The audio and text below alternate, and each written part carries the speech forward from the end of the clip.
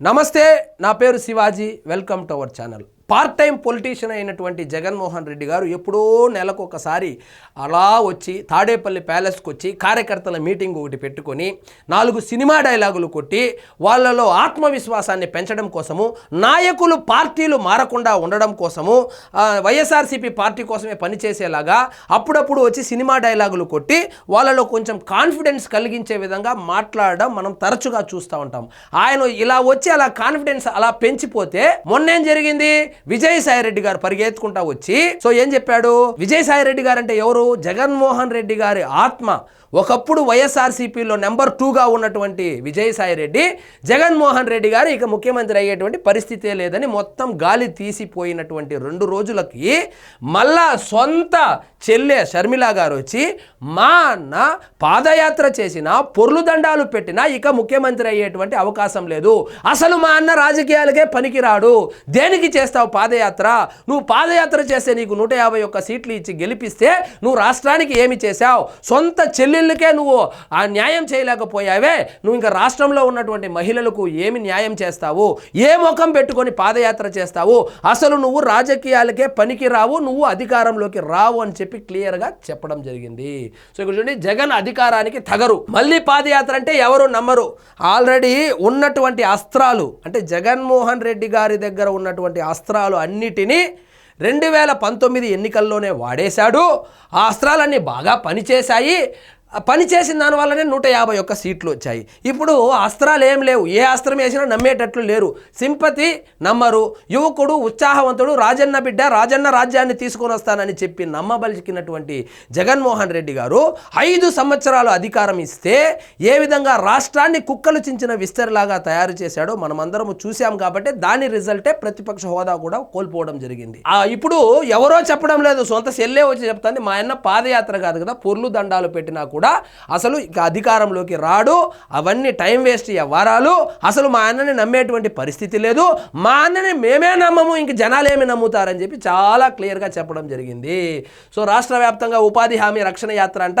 అమ్మ షర్మిల గారు ఇంకోటి గుర్తుపెట్టుకోవాలి, మీ అన్నని ఏ విధంగా అయితే ఆంధ్ర ప్రజలు నమ్మరు, కాంగ్రెస్ పార్టీని కూడా ఆంధ్రప్రదేశ్ ప్రజలు నమ్మరు అనేటువంటి ఆ విషయాన్ని కూడా తెలుసుకుంటే మీకు కూడా టైం వేస్ట్ కాకుండా ఉంటుంది. వైకాపా అధినేత జగన్కు అధికారం నప్పదు, తాను ముఖ్యమంత్రిని అయితే సంపూర్ణ మద్య నిషేధం అమలు చేస్తానని చెప్పి కల్తీ మద్యం ప్రవేశపెట్టి మాఫియాను సృష్టించారు, ఋషికొండను బోడిగుండు చేశారు. అధికారంలోకి వచ్చిన 6 నెలల్లో నీటిపారుదల ప్రాజెక్టులన్నీ పూర్తి చేస్తానని చెప్పి మాట తప్పారు. అసలు మాట తప్పడం, మడం తిప్పడం మా అన్న నైజం అని చెప్పి ఆమె అయితే చెప్పుకొని వచ్చారు. మద్యపాన నిషేధం అని చెప్పి అధికారంలోకి వచ్చి ఒక సారా వ్యాపారిలాగా తయారయ్యి మహిళల యొక్క తాలిబొట్లతో వ్యాపారం చేశాడు మా అన్న. ఆ నీటి ప్రాజెక్టులు ఏవైతే ఉన్నాయో అన్నిటినీ పడుకోబెట్టాడు, ఋషికొండకు గుండు కొట్టాడు, ఇంతకు మించి ఆయన ఏమీ చేయలేదు అని చెప్పి చాలా క్లియర్గా మా అన్నకు అధికారము రాదు, మా అన్న అసలు రాజకీయాలకు పనికి రాడని చెప్పి ఒక ఎంఆర్ఓ సర్టిఫికేట్ ఇచ్చినట్లు ఇచ్చింది. ఇక్కడ చూడండి, జగన్ ప్రజల్లో ఎప్పుడైనా తిరిగారా? కనీసం వాళ్ళ పార్టీ ఎంపీలు, ఎమ్మెల్యేలు, నాయకులైనా అందుబాటులో ఉన్నారా? అందుబాటులో ఏంది మేడం, అసలు అసెంబ్లీకే రారు. అసలు ఇప్పుడు పులివెందల్లో ఏమైనా సమస్యలు ఉంటే ఎవరికి చెప్పుకోవాలి, ఏమని చెప్పుకోవాలి, ఎక్కడికి వెళ్ళాలి, ఎక్కడికి వెళ్ళి చెప్పుకోవాలి? ఈయనేమో పులివెందల ఎమ్మెల్యేగా గెలిపిస్తే ఈయన పోయి ఎలహంకాలో సేలదీరుతా ఉన్నాడు. 1.5 ఏడాది తర్వాత చేసే పాదయాత్రకు ఇప్పుడు ప్రకటనలు ఎందుకు? ఎవరిని మోసం చేద్దామని? ఏమీ లేదు. 1.5 ఏడాది తర్వాత చేయబోయేటువంటి పాదయాత్రకు ఇప్పుడే ఎందుకు ప్రకటన చేస్తా ఉన్నాడంటే నాయకులు చేయి జారిపోకుండా ఉండడానికి, కార్యకర్తల్లో ఆత్మవిశ్వాసాన్ని పెంచడానికి, అసలు భూస్థాపితమైపోయినటువంటి అధపాతాళంలో పడిపోయినటువంటి ఆ పార్టీ ఏదైతే ఉందో దానికి జీవం పోద్దామనేటువంటి ప్రయత్నాలు చేస్తున్నాడు. ఆల్రెడీ పడిపోవడం కూడా కాదు, ఇక లేవలంతగా పడిపోయి ఉంది కాబట్టి అది ఇప్పట్లో లేసే పరిస్థితి లేదు. ఆయన ఎన్ని పాదయాత్రలు చేసినా, పొర్లు దండాలు పెట్టినా, ఈ తీర్థయాత్ర ఏదైనా చేస్తే మోక్షమన్నా వస్తుంది కానీ పాదయాత్ర చేస్తే అధికారం వచ్చేటువంటి అవకాశం అయితే కనపడడం లేదు. మొత్తానికి మొన్న విజయసాయిరెడ్డి గారు కావచ్చు, నిన్న షర్మిల గారు కావచ్చు, వాళ్ళు చెబుతా ఉండేది రాష్ట్ర ప్రజల కన్నా ముందు వాళ్ళే చెప్తా ఉన్నారు ఏమని, ఆయన అధికారంలోకి రారని. సో మీకు ఇప్పుడే తెలిసేమో, ప్రజలకు ఎప్పుడో తెలుసు.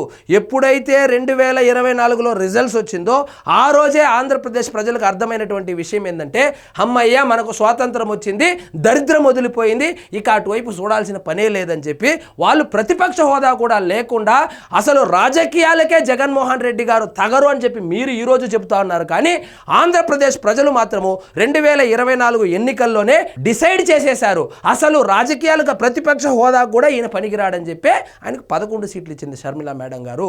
సో ఏ విధంగా అయితే జగన్మోహన్ రెడ్డి గారిని ఆంధ్ర ప్రజలు నమ్మరో, అదేవిధంగా సో తాడు బంగారం లేకుండా రాష్ట్ర విభజన చేసినటువంటి కాంగ్రెస్ పార్టీని కూడా ఆంధ్రప్రదేశ్ ప్రజలు నమ్మేటువంటి పరిస్థితి లేదు షర్మిల గారు. కాబట్టి ఎక్కువ మీ అన్న మీదనే కాన్సన్ట్రేట్ చేస్తున్నారు, మీ మీద కూడా కొంచెం కాన్సన్ట్రేట్ చేసుకోండి. మీ పార్టీకి కూడా ఇక్కడ ఏమీ లేదు. మీరు చేసే పాదయాత్ర అయినా, మీ అన్న చేసే పాదయాత్రనైనా దానివల్ల కాళ్ళు నొప్పులు రావడం తప్పితే పైసా ఉపయోగం లేదు. తీర్థయాత్రలు చేస్తే ఏమైనా మోక్షమైనా వస్తుంది. సో ఇదండి ఈరోజు మన టాపిక్. మీకు ఈ వీడియో నచ్చినట్లయితే లైక్ చేయండి, షేర్ చేయండి, ఛానల్ మాత్రం సబ్స్క్రైబ్ చేసుకోవడం మర్చిపోవద్దు.